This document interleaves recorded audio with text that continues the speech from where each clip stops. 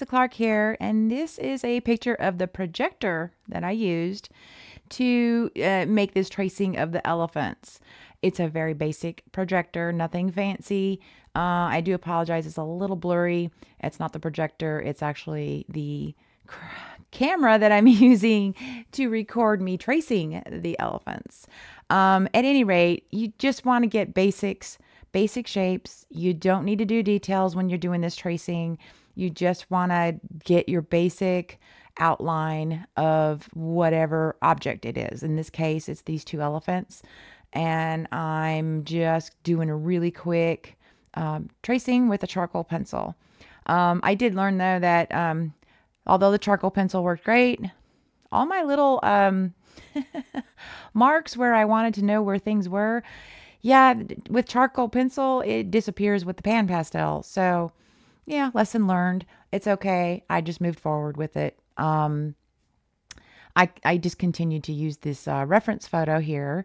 And yeah, it just keep looking at your reference photos. All I can tell you. I don't like to use anything harder than a charcoal pencil or a pastel pencil for the tracing because I don't want it to show up.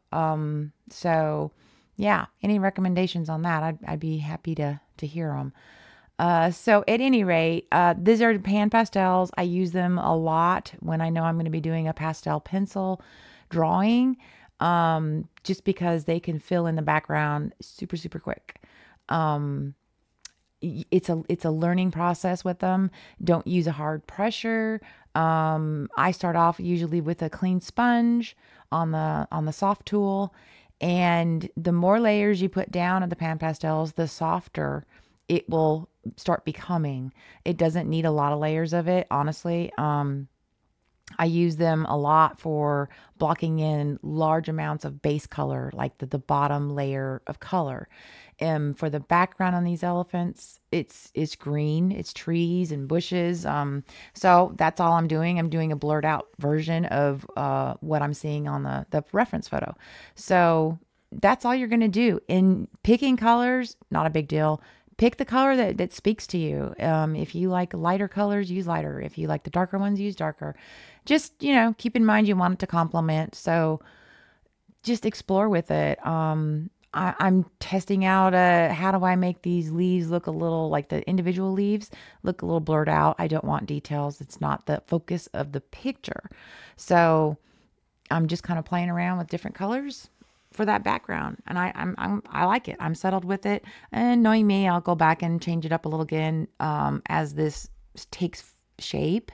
But overall, just don't overthink it. I tend to overthink as well, and that can get in your own way sometimes. But at any rate, these elephants, we all think elephants are just gray.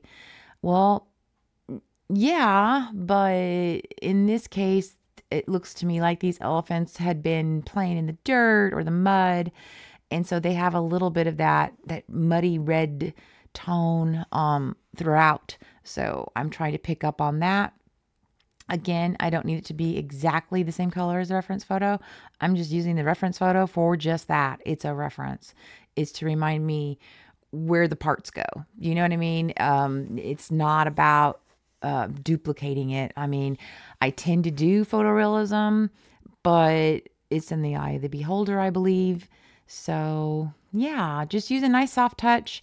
Pick your colors, blend them. Don't worry about contaminating from color to color.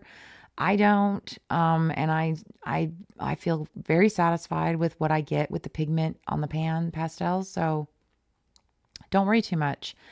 The only one I tend to be a little bit more particular about, it would be maybe the white.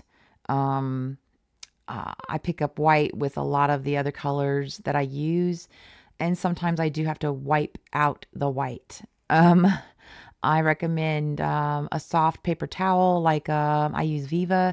That tends to be a good brand for pan pastels. Hard to find sometimes, but at any rate, I do clean out the white pastel every so often just to get all the other colors out of there so I can get my true white back. But other than that, as you can look at my pans, there's a lot of different colors going on in a lot of those pan pastels. So as you can see, it doesn't tend to be an issue. Now, if you're looking for an absolute true color, like maybe you want the fuchsia pink or something, then by all means, wipe your sponge down, and use it. You can wipe your sponge off on a towel and it will take away all the residual off your sponge for you to dip into another color.